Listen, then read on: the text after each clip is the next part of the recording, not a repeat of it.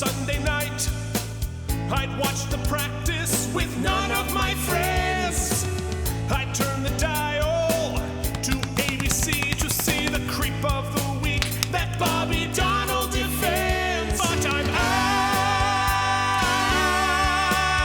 out of practice. With your hosts, Keith Varney and...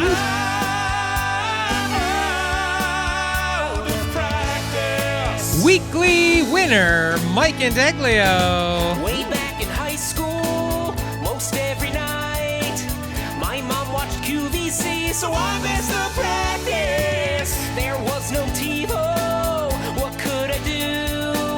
Wait 15 years, get fat, then stream it on Hulu. Out of practice. I was going to say something else, but I just want to know what you won, Mike. Out of practice. An inconsequential fantasy football game against Keith. Not yet, bitch! Not yet! And welcome to the Out of Practice Podcast, a weekly podcast in which Mike and I discuss ourselves, fantasy football, Broadway, and occasionally David E. Kelley's award-winning series, The Practice. This week we will be discussing Season 7, Episode 5, Neighboring Species. How's it going, Mike? Apparently how it's going is a little, cocky on the 1 yard line. Well, yes, save an incredible defensive performance this evening. Because Keith and I play in a insane league with it's IDP and it's got 37 bench spots and it's a 17-hour. It's a lot of fantasy football. It's nice to cajole one another because we generally find ourselves middle to low of the pack overall in this league. Although I did finish third once, I think. Anyway, long story short. I am so embarrassed about how I'm doing in this league. Also why I can't get myself to focus. Because if you can see behind me, you see right there? Those are all first place fantasy football trophies. Those are all previous seasons where I have won the whole thing, and I have not been good in my own league for years. But just before you get too excited, Mike, because first of all, I would have already beaten all but one other teams in the league this week. I had a good week. What can I say? So, but here's the thing. I did the math right here. I have on my notes. Here's okay. What do we need to see happen? Okay. For the read through of the show I'm working on, but I need 24.26 points. Now that's very unrealistic for a defensive player. But what I need: 8 tackles, 3 or 6 assisted tackles. Okay. 2 of those tackles need to be for a loss. And then all I need is a pick 6 from 50 yards away, and that gets me 26 points. And I only need 24. So it is unrealistic, but not inconceivable. So you're saying there's a chance next week. Stay tuned next week, where I will either be gloating in a very obnoxious fashion or not mention it at all. So, well, how's Keith, the rest of life? If it's any consolation, and I'm sure that it is, I decided this week to podcast with pants on. So I put on a nice pair, one of my only nicer pair of baby blue shorts. Khaki shorts, and I just promptly poured an entire pot of coffee directly on them. And since I've already paused the show about 12 times today to take a phone call and to make the coffee, I now have to sit in my own filth as penance. Sit and think about what you did. Well, that makes sense. That makes sense. How was your week otherwise? Week is good. I'm catching up. I don't know if we mentioned on the show last week. I'm going to Spain for 2 weeks to sing. So that's exciting. With Schmersy Schmoys or something else? Yes, still Schmersy Schmoys. Although this is our tribute act, so it's not actually. It's only a little bit of Schmersy Boys and a lot of other stuff like Queen and Bon Jovi and lots of Jersey stuff. So it's actually a little more fun. And anyway, point of the story is I'm trying to justify being gone from work for 2 weeks by like front loading projects, and by front loading I mean doing. Right. That's just the fancy word for doing your job. Yeah. So anyway, that plus other stuff is happening, but it's good. It's good news. It's things are fine. How are you? How are things on your end of the world? Pretty good. We've been enjoying the slightly cooler weather here as the fall begins. We're recording this on October 4th. And what that has allowed us to do is finally set up our ping pong room, i.e. our garage, which in the summer is too hot because it's not hooked up to the air. And in the winter it can be a little chilly. But in the fall and spring, it can be a dedicated ping pong room, which is pretty cool. We got it all set up. We've been playing every night. I set up a projector to project over the game so that I can keep an eye on Monday Night Football while we play ping pong. It's pretty fun. And by it's just you and your wife. Yes, yeah, just me and Jillian. But I tell you what, she's like a secret little ping pong prodigy. Because we started this in the pandemic. Hopefully, my in-laws are not listening, because we definitely co-opted when we were quarantining in their place in Cape May. We might have taken the cover off of their fancy dining room table and made a makeshift ping pong table on their table. But the thing is, Jillian had never really played, and all of a sudden, like, she can play, like, legitimately, and so it's actually getting really fun. So that's going to be a thing that we're going to enjoy throughout the fall. And I know you speak well of your ping pong prowess, which I'm looking forward to putting to the test. I'm out of practice, so not a lot of promises. We also did some fall things. It's interesting. New York City things, memories I've loved about New York City. I will say that the spring is wonderful in New York City. The summer can be nice, but it's generally miserable. The winter can be pleasant in New York City at times. It's beautiful in the park and stuff. But there's not a lot of fall that happens in New York City. New York City's not known for its fall particularly. I mean, there are some things, don't get me wrong, but it's not like a highlight. You know what I mean? However, here in the Chester County region of Pennsylvania, and I'm sure up by you, the fall is the thing. The leaves are one thing. The fall festivities are incredible. We went to Peddler's Village this past Saturday, and there was a scarecrow competition, and we've got a whole bunch of like hay rides and stuff planned out. So I'm looking forward to a nice fall. No, fall is my favorite season for a lot of different reasons. I would be there with you. And actually up at my parents' house up in Vermont, I mean, the foliage up in the woods is astounding. And my uncle actually just took some drone footage of my parents' property. I'll send it to you. You'll be impressed by the tech. Nice. But it was like, oh my God.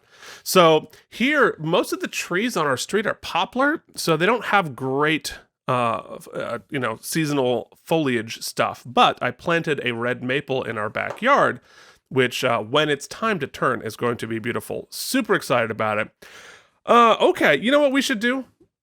We should move forward with the show. It's been nice to catch up, though. I like being right about things. And often we're tongue-in-cheek about a lot of things. But I do know that there are people that do listen to the show who aren't super fans who listen up to the minute, who are way back in the Wayback Machine. And finally, they have begun, and by they I mean one, to contact us, ensuring that we are factually correct in saying that there are people still watching and catching up from behind. So the podcast will live on when we are still plebeians and William Shatner has been to space and back. Oh yeah, no, we'll be long dead before we get 10 viewers. Yes, but however, the YouTube will never work. But at least people are listening to the podcast, which makes a lot more sense. That's true. Should we hear from them in a particular segment, you think? I think that would be a great idea, and we should do it very quickly. Like, how about right now? Filings and Subpoenas. That was a great professional transition. Yeah. Also, really why am I in a football again? Filings and Subpoenas. No idea. No idea. Well, first off, let us hear from two of our most loyal listeners, our moderator, Phoenix Cage, who continues his conversation via the YouTubes and via us with our founding sponsor, Jorge Navoa. And so Phoenix says, having Jorge and I take over hosting the podcast is a great idea. I think you had mentioned that last episode. This is why I made the suggestion. This is why, yes. It will free you guys up so that once the episodes aren't available on Hulu, you can supplement the audio with dramatic readings of the script while Jorge and I criticize your performance. I mean, do the documentary. Yeah, that sounds amazing. I would much prefer that. Except that there is precedent. You'll recall that there was a lost episode of a crossover that we did a dramatic reading of, and it was objectively the worst thing we've ever done.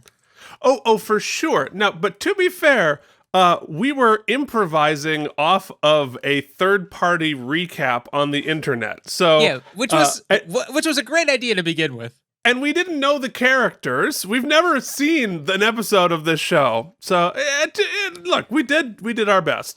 What I like about what just transpired, longtime listeners will know, is that Keith will decimate everything we've tried to do. I mean, he's realistic in calling out our sheer lack of professionalism, quality, and good ideas. However, the one shitty thing we really, really did, he'll defend. He'll die on that hill for us. Look, I'm not defending it. I'm putting it in context. Okay. I'm putting it in context. Anyway. Why are you guys a good partnership? Because we both equally hate ourselves. I think that really is what... Well, I don't think it's not good for partnership, but it is the foundation on which the genre of podcasting is based. Yeah, that's a good point. It's I don't think podcasting, of our existence. If our country had better mental health, there would be no podcasts. It's just one of those things. Anyway, Jorge chimes in. Haha, sometimes something tells me if Phoenix and I took over, the episodes would be 6.5 hours long, no matter what. I think you are definitely right about that. It might be 6.5 hours better than our 2.5 hours, which are already 2 hours too long. Yeah, well, ours are like 80% cat, 15% bullshit, and then 5% show. Yeah, for sure. But we also heard from a new friend who you mentioned. We heard from Minakashi, who said, "Hi, Keith and Mike. I started watching The Practice a few weeks ago and found your podcast. It has been fun to listen to, both in taking me back to when the pandemic started, oh fun, and all the craziness since then and almost 20 years ago with that crazy election, 9/11, etc. I am constantly amazed at how much you remember about your life back then. That's because we're really good liars. And we'll just make it up if we don't remember something." They continue, "I am behind listening to the beginning of season 6, but I just noticed that Hulu is saying The Practice will leave in 8 days. Do you know if it will be on another streaming service?" No, but we're hoping. I don't see any reason why it wouldn't be transferred eventually, because it's kind of free money for the streamers. Mm-hmm. And I just don't know. It's hard to know. Yeah. Continues, "Thanks. Hopefully I will be back on track when you do Boston Legal." So, we'll have to see. Well, we have to cover Boston Legal in some fashion. I don't know if it's going to be for 2.5 hour episodes, but we'll see. I think I'll say this, Keith. Not that we've ever been ashamed of highlighting times we've reached outside the boundaries of proper technological etiquette, but I will say that if one were to look via the Google machines for copies of episodes... In a hypothetical sense. Yes, copies of episodes that were taken from the Hulu. Borrowed to preserve their pristine formatting instead of their pristine digital format rather than have to bootleg VHS copies. You could probably find them. I see. I see. So in a hypothetical world, there will be options to those of us, who, have the means and the interest. And that said, we will be the better podcast in this, and keep an eye out should the practice, I set a Google alert, should it announce that it's moving to a new streaming platform, we will let you know when and where you can check it out there. No, for sure. And hopefully it will. And hopefully... I think somebody said on Instagram. I never looked these things before the episodes, but there is a dream. There is a dream that they are remastering the series, because it was all shot on film. So much like a lot of many shows now that were shot on film back in the 80s and 90s, they're going back to the film, remastering everything, and releasing it in full high def in the whole series. So you see Seinfeld did that, Star Trek did that, even Lois and Clark, The New Adventures of Superman did that. It's on HBO now. So it could be that Hulu is just doing that, because what I find most interesting is that very recently, David E. Kelley chose to release his latest show on Hulu, the 9 Perfect Strangers or 9 Total Strangers, something like that. I only could get through the first few, didn't love it, but not the point.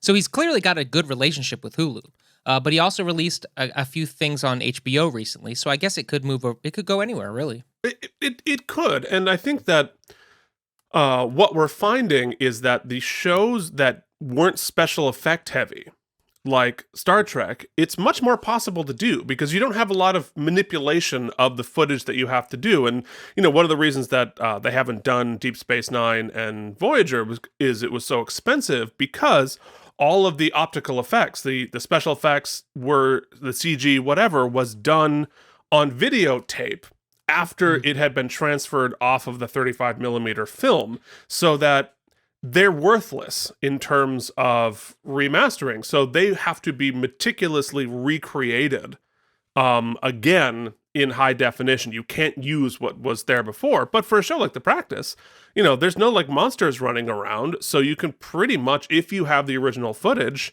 just, cut it, master it, and be done. So hope springs eternal.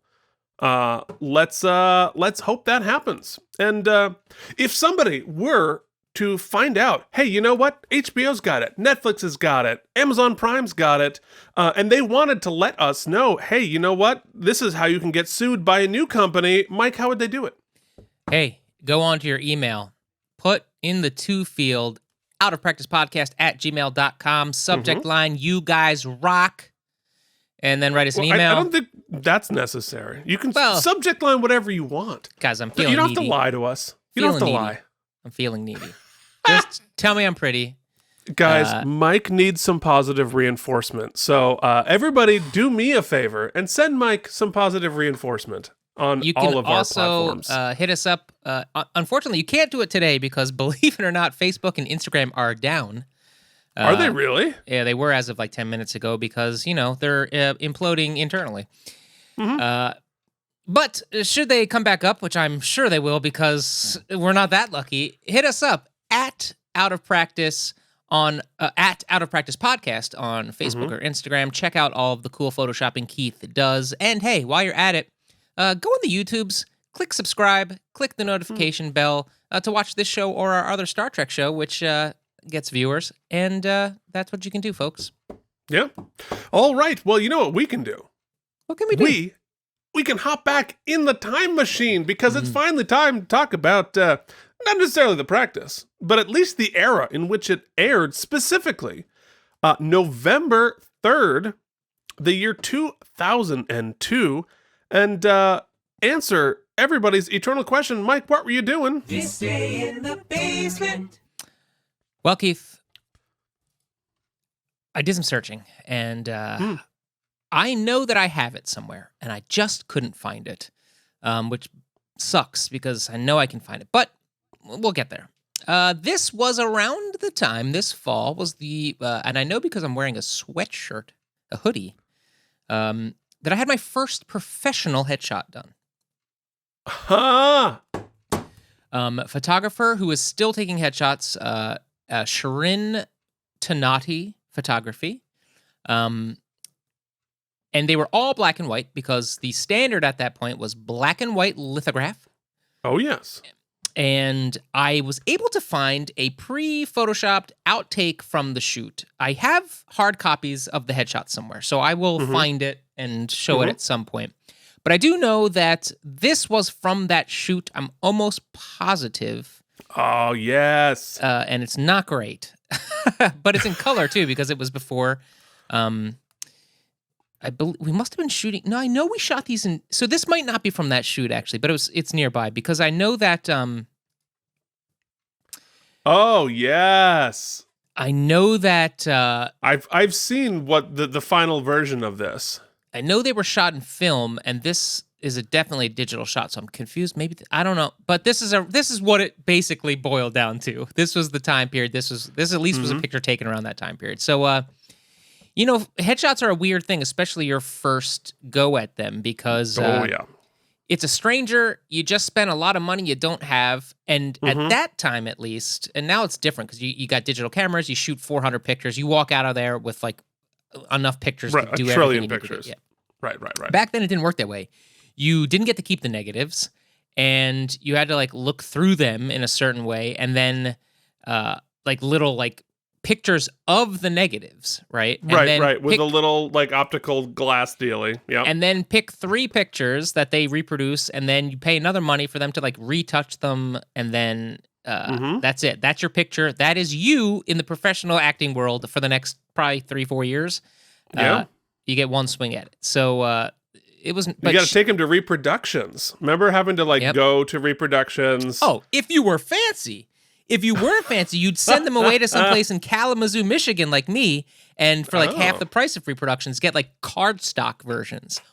Or when you got real broke and you were lucky enough to scan your headshot, you'd then just start printing it directly on the back of your resume with your inkjet printer. So that's when it got bad. Shit happened quite often. It's fascinating. Or it's probably not fascinating. It makes perfect sense that this is your basement this week because planning for your trip to Spain, I'm actually a little bit ahead in my prep. And next week is my first headshot. Hey! My first professional headshot. So it's pretty remarkable. Yeah, it's changed a lot. But yeah, I mean, I'll talk about it next week. But the uncomfortable experience of someone jamming a camera in your face for 2 hours for the first time in your life was it was rough. And let me tell you, I got a really bad headshot. It wasn't good. Yeah, but my first few weren't great, but we figured it out eventually.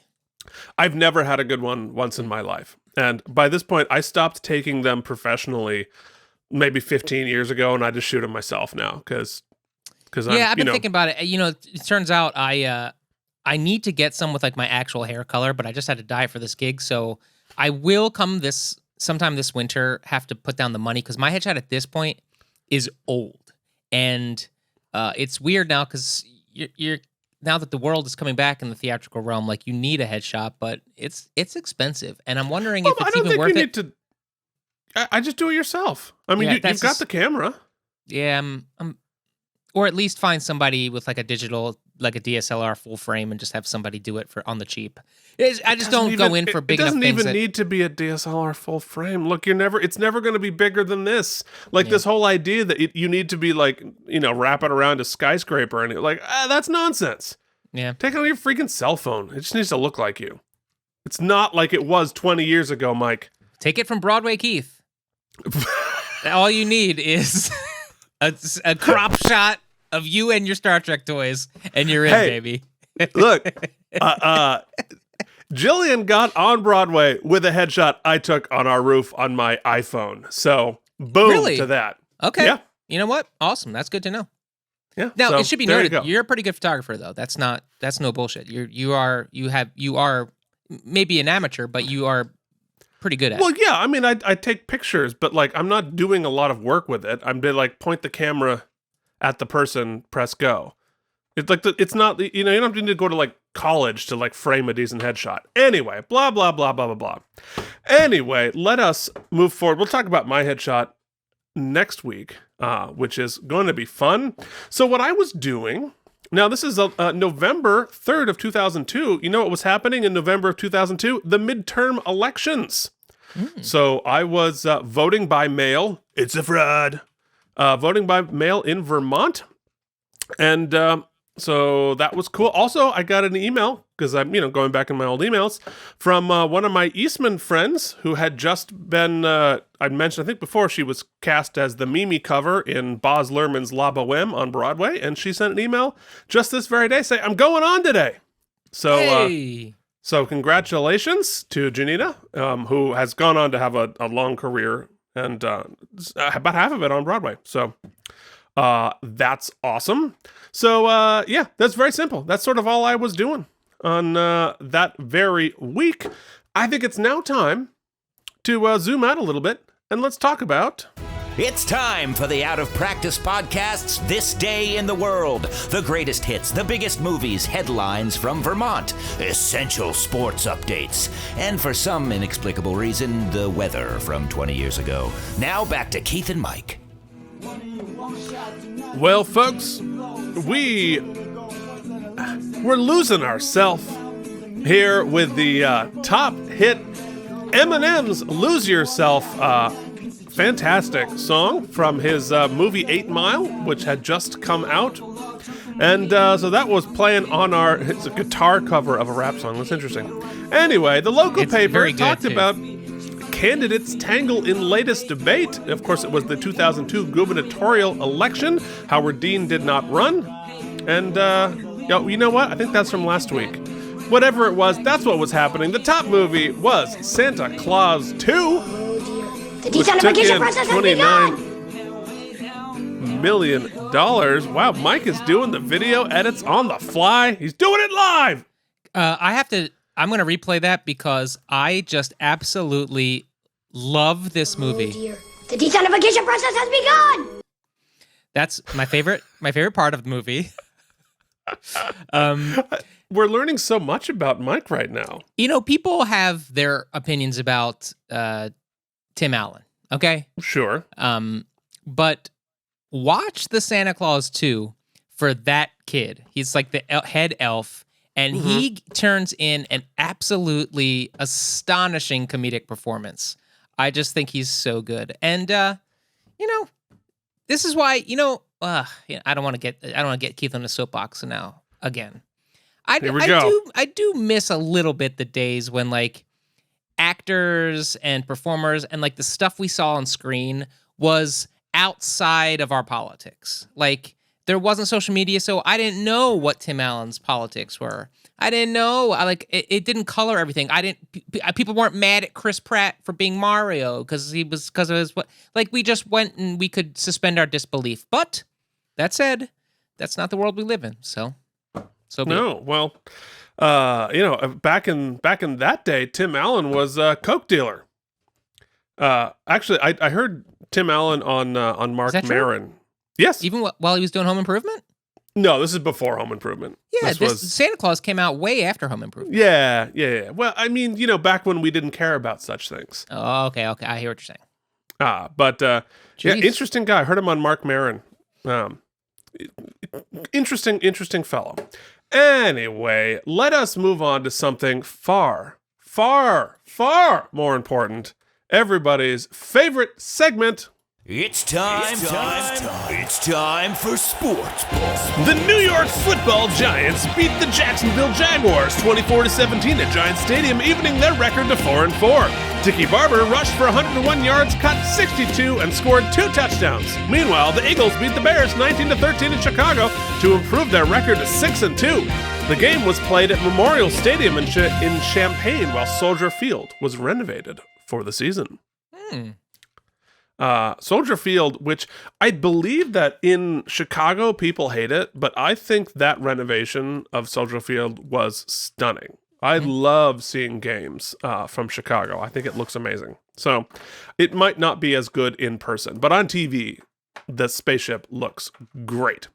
Okay, folks. I'm a human being. God damn it. My life has value. And I'm not going to take this anymore. It's time to talk about the damn episode. Okay, we are talking about season 7, episode 5, entitled Neighboring Species, which was written by David E. Kelley all by himself. David E. Kelley has clearly, I think Ally McBeal was probably done at this point. A better podcast would have looked up. Robert Downey Jr. almost saved Ally McBeal. Then, because we cared at that point, got himself into some trouble and left, and then that pretty much foundered Ally McBeal, although he was so freaking good on it. So David E. Kelley has more time to be pumping out episodes of The Practice, which is why season 7 is better than we all remember. It was directed by Dennis Smith, who last directed Privilege, which leaves us with only one important thing to do. What is that supposed to mean? What's your problem? Is this what happens to women when you insert your penis? What? What? What does Mike think's gonna happen? You know, what if he would have drank the curdled milk? Then what would have happened? It's always a good good question, Jimmy, and I do not know. Keith, you said that this season's been better. And I would say until now, because my pitch for this week is that you'll recall we threw a rock through a glass door last week, and Lindsay got her own office. She's starting her own practice. Well, I think this week we are zooming in and we are focusing on Lindsay's first case as an attorney, a private practice attorney. And it's going to be some case revolving around, you ready for it? Someone suing the government because they believe something happened involving aliens. We are going full alien abduction / invasion something, and Lindsay has to go in on it. And we double down, and it is shark jumpy to the max. I don't have the specifics. I used to have them, but I was abducted by aliens, and they actually extracted them from my cerebellum. So all I can say is, Lindsay, aliens. Wow. No, I like it. The only question is, you definitely got the shark jumpy part. Where's the sexy part? Did you hear when I said Lindsay? Okay, well, can't argue with that. All right, folks, then it is time for you to hop over to your podcasting service of choice to listen to us listen to this alien attack episode of The Practice. We will see you back here for the after show.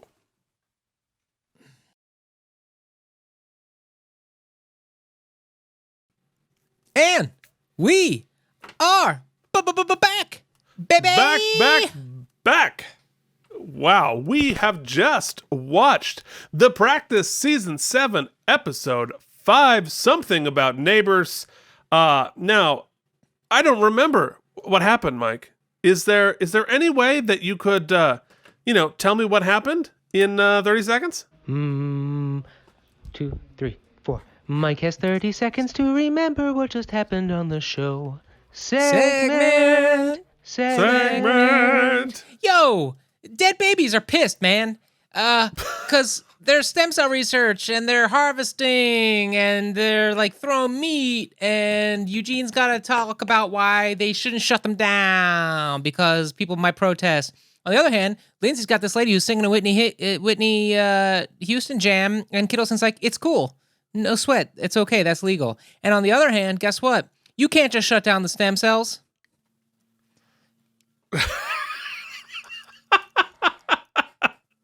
You know, I really respect you respecting when the clock hits 0. You know, the recap might end in a comma, but we are ending at 0. All right. Now, could you do that again? But faster. In a segment we call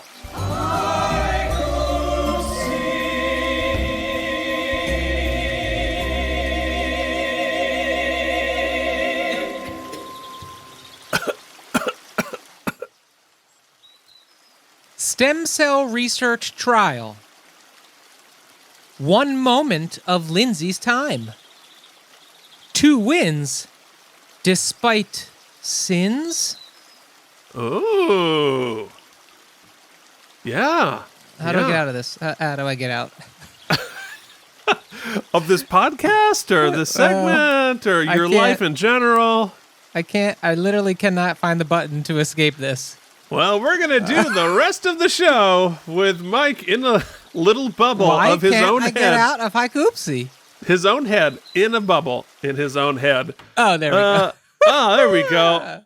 All right. Well, it is time to hand out some very important fake awards in a segment we call... Ladies and gentlemen, the Out of Practice podcast, in unofficial, unsolicited, unfactual association with David E. Kelly Productions, proudly present... Oopsie. The Oopsies! Celebrating excellence in acting good, lawyering good, guesting good, and being Tom Brady. Not to mention, this is where we rate the episode and stuff. Now, here are your hosts, Keith and Mike. What the hell are the Oopsies? Well, Jackie, they're a fake award show that begins every week with...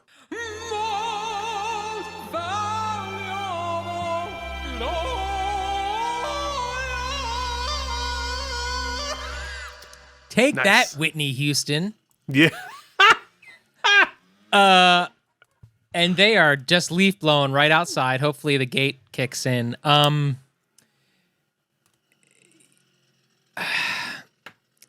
You know, there are 2 consequential victories this week. One being Lindsay and one being Eugene. The stakes seem to be wildly different, but I guess that depends on who you ask. The win this week for Eugene, interestingly, I think throws the firm into more some relationships into more turmoil, whereas the win for Lindsay this week really affects 2 people's lives pretty profoundly. Lindsay's mental state, Lindsay's continuing professional trajectory, and her client's sort of outlook on life. And but there are huge consequences regarding precedent, I think, in the Eugene win moving forward. And because of a lawyer's first, as we've learned here, or Eugene would say, his first commitment is to the law. And so because of the legal ramifications, I have to award most valuable lawyer to Eugene Young. Yeah, no, I mean, Lindsay's case, she won the case, but she didn't really win it herself. It was basically just Kittleson's personal feelings that made that case be the way it was. And I thought Eugene gave an amazing closing. And, you know, it was a weird case that is a very TV case where you have this issue that's a proxy for a bigger debate, which the bigger debate would never be a part of that in courtroom. It would literally be about the jurisdiction of a zoning board, regardless of the reasons for it. So it was very much like a TV case. But I thought Eugene argued the TV case exceptionally well. So I agree with you. It is Eugene who wins the MVL. Which brings us to our best double time dance in the segment we call... Already famous cause you've been on TV, getting a paycheck, or the first entry on your IMDb. Way to go, but you're the best guest actor. You are the best guest actor. You are the best guest actor on the episode. Listen, I want to give this, as I always do, and she does earn it in many respects, to Holland Taylor for her portrayal of Kittleson. I loved Kittleson in this episode. I thought it was such a refreshing, lighter take for her, as well as it's even better if you bring in all of your experience knowing Kittleson and all the hijinks she's been up to. Right. However, Keith, I think we can both attest that one thing that is more difficult than singing on stage in front of a bunch of people is trying to sing in front of a studio of film people probably 20 times with bad audio and making it both be incredible but also feel in real time. Plus, you could tell by the mix that accompaniment was mixed in later, and the whole thing, it can go... she probably did it a cappella because interference with the audio would have made it impossible. And that told, she also brought a joy and an exuberance and just sort of an authenticity of sort of like a love of life, a zest for life that felt both grounded and also a little bit extra. And I think that that's worth awarding. So my oopsie goes to Carol Woods. Yes. Well, and I will say that Holland Taylor's nonverbal acting in this show was really good. You're not going to hear it on listening to it, but since Hulu has taken Holland Taylor from you, you have no choice. But she did some amazing nonverbal acting, and how much it pains me to not give the oopsie to Bob Picardo. Oh, yeah. I mean, what the hell? I mean, he doesn't really do a lot at all in this episode, to be honest. I was disappointed he didn't have more to do. I mean, he did a really excellent job, but in sort of the standard role as opposed to the showy guest star role that, Bob Picardo deserves. So, interestingly, this will be the second Star Trek Doctor who I have not given the oopsie to, because I did not give it to Gates McFadden either, and I feel terrible. So I apologize in advance, Bob, when you listen to this. But I agree with you. I think it has to go to Carol Woods, who, for all the reasons that you pointed out, the technical difficulty of what she did a tremendous job, as well as the incredible difficulty of singing under those circumstances. Probably... I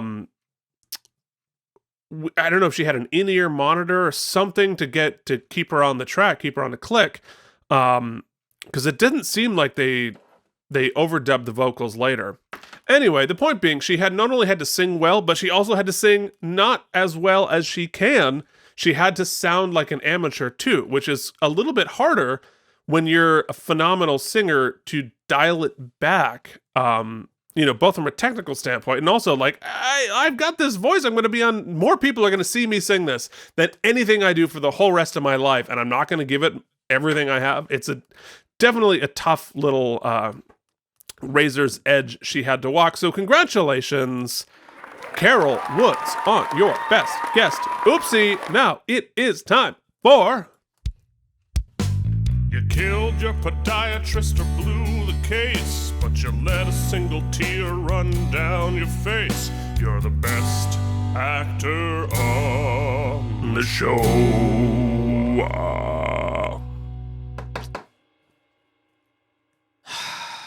So, first let me get Dylan out of the way. Dylan McDermott is really great and passionate in this episode.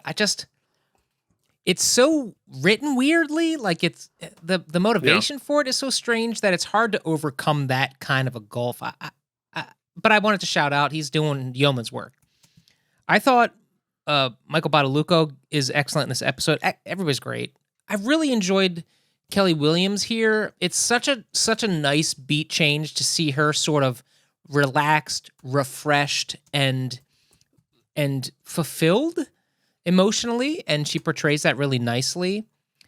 But I'm going to go with Steve Harris here. I really feel like he, on the opposite end of Dylan's, I thought that he had an opportunity to face criticism, react to that criticism, and then not overplay that hand. But then you could see in his close, that close, which was, as we both agreed, a really great close legally, well written, well performed, but he also was able to infuse that closing performance as also a response to the personal, quote unquote, personal attack that he received from Bobby. So it had to carry a sort of double weight, a double meaning. And you could easily have, a lesser actor could easily have just read the script and done a great close, but he was able to kind of to close 2 arcs via that close in the episode, which I think ultimately does some heavy lifting for the episode to close an arc that might have been that already feels a little unearned, but he was able to kind of give it a little bit he was able to stick the landing, even though it was a rocky approach. Yeah, I actually thought Steve's whole story here, I didn't understand what Bobby was trying to say, but I thought Steve made a lot of sense to me, and I thought Eugene's character did, and so I thought it was some terrific work from Steve Harris. I think it's his episode. I think he was asked to shoulder a lot of weight when David made this a whole proxy case, and he crushed it. So Steve Harris, really happy to see you back shining in an episode. I felt like season 6, we didn't get nearly as much Steve Harris as I would like. So happy to have him back. This is awesome. You know who I feel like we get too much of? Who just won't go away like an annoyingly successful stain on our culture. The Tom Brady Award for being Tom Brady. Well, Keith, you'll recall that I'm trying to just make you have to do all of the crazy things this year, this season. Well, I did it. I brought it on myself by making everything be shark related. So now, like, I've made it's a miserably difficult experience because, like, Mike's now like not just like, oh, it's going to be shark related. Why don't you have to Photoshop 15 sharks, not one shark? Do a whole menagerie of shark problems. Now, Keith, when you inevitably are searching for the base image of this Photoshop, I want you to remember the contraption from Jurassic Park 1, the original, where the guy playing Newman has the dinosaur embryos all in that little contraption. Okay? Sure. So just remember that when you remember that the winner for this week's Tom Brady Award for being Tom Brady is a bunch of Tom Brady embryos being hunted by sharks. Oh, okay. Okay, all right. I have to somehow type embryos. Mm-hmm. Okay. Tom Brady Award goes to a bunch of Tom Brady embryos being hunted by sharks. All right, folks, there's only one more thing to do. Ladies and gentlemen, it is time to announce how many spare tires this episode gets. I'm going to be honest with you. I talked a lot through the first beginning of the episode, and my cat was breaking things, and it took me a while to really get up to speed, but I'll start here. On its surface, this is 2 very good cases, okay? I like that one is, and I think this is done purposefully, one has incredibly high stakes, and one has arguably very low stakes, yet are both very important to the firm and to various members of the cast. I loved almost the entirety of the Lindsay storyline here. I loved what it did for the character of Lindsay. Thank God she got a moment to breathe this episode. And we get to see a possible future for her where she's doing what fulfills her and what makes her happy. Like you mentioned, there isn't much for her to do here as far as being a lawyer, but what it did for her sort of soul, if you will, is wonderful. And it was refreshing to kind of her get a break. And it led to a wonderful performance that could have been extraordinarily campy, which was not, by our OOPSY Award winner, and just a great turn from Kittleson. Really, chef's kiss for a B case here, for a B story. All right? That is precisely what I want from my B stories. Juxtaposed with a really weighty moral, ethical quandary of an A case, which David E. Kelley loves to do, and we love to dissect. I wish it had been argued more on the merits in court and less with personal drama in the office. To be honest with you, and it sounds like you're on the same boat, I don't quite understand where Bobby's coming from. I didn't think anything Eugene did or said was particularly anti-Catholic or I mean, maybe the way he was sort of biting Jimmy's head off when Jimmy raised some objections. Okay. But I don't know that warranted the sort of stump speech that Bobby brought to him. It's fine to be concerned, but I thought that Eugene did what we got hired to do, which was like try the case on its legal merits and win. So that it felt a little, it's one of those things where sometimes David E. Kelley tries to be ambiguous and leave us to have the conversation.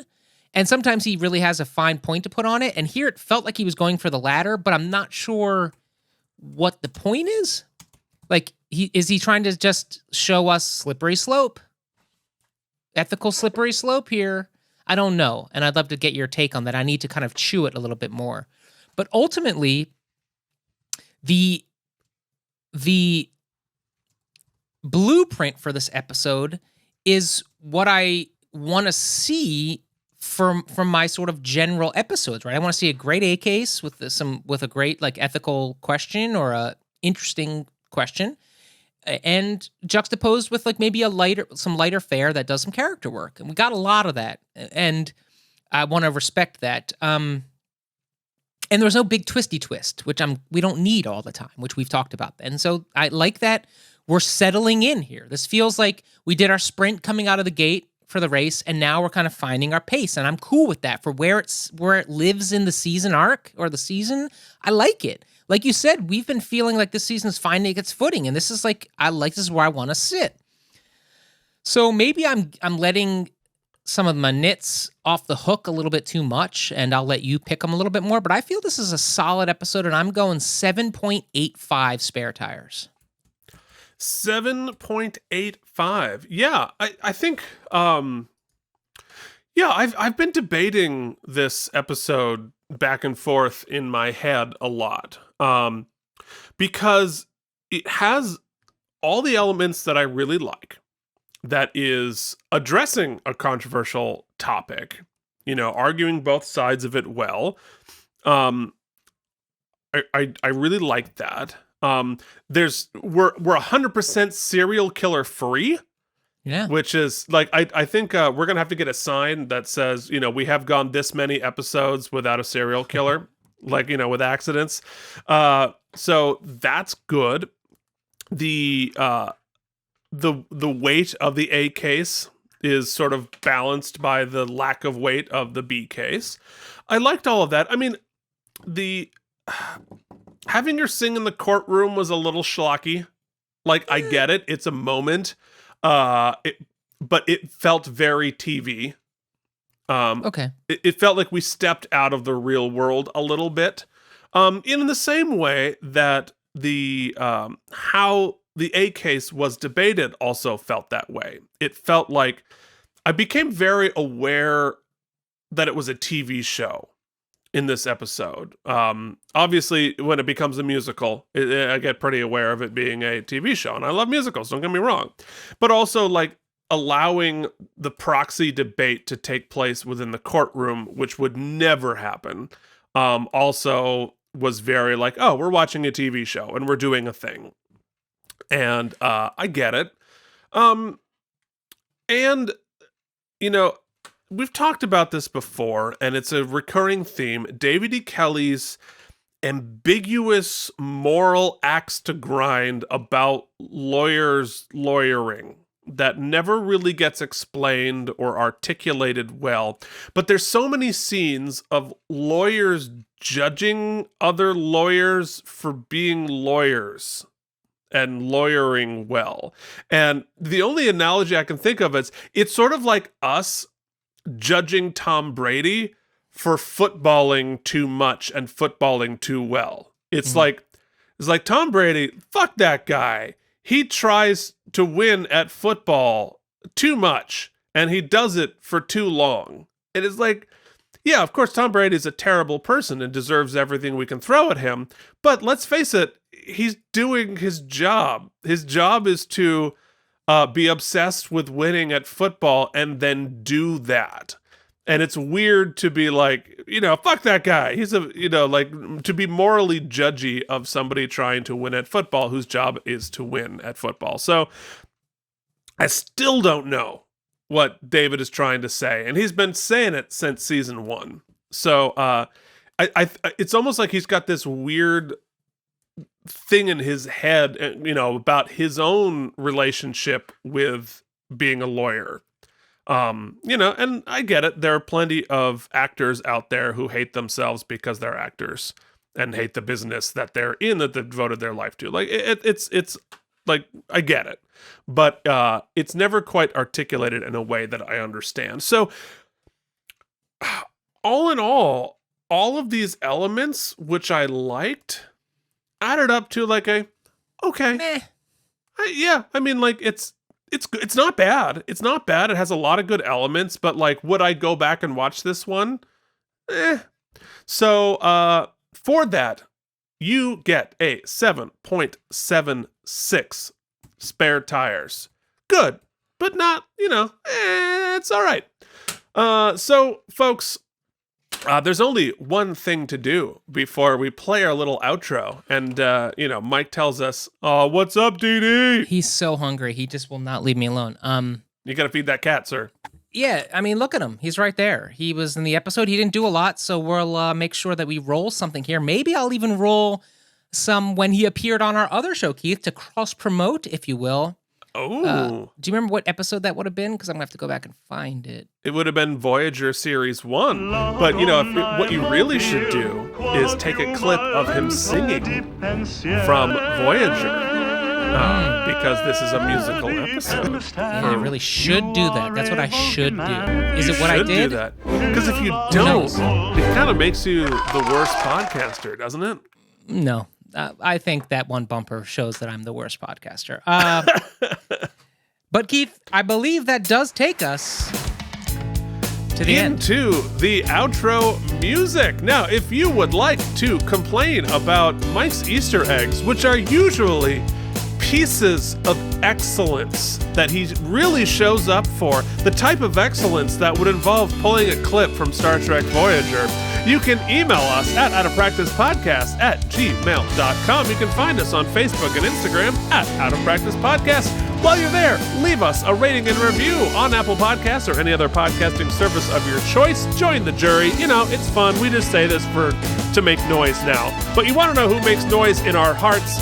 It is our founding sponsors, Jorge Navoa, CloudLover69, Leanne Wrights, Jennifer Masanova, and Tari Kuhn. Did you know you can get your name on that list someday by clicking one of the 2 show notes, and you will get brought to an opportunity to leave a one-time donation or a monthly contribution. I'll also link to something I was talking about earlier that I've now long forgotten. So maybe I won't. Oh, that's very likely to show up in the notes. Folks, you can also let a friend know to check out our YouTube channel, give a like and subscribe, smash that notification bell.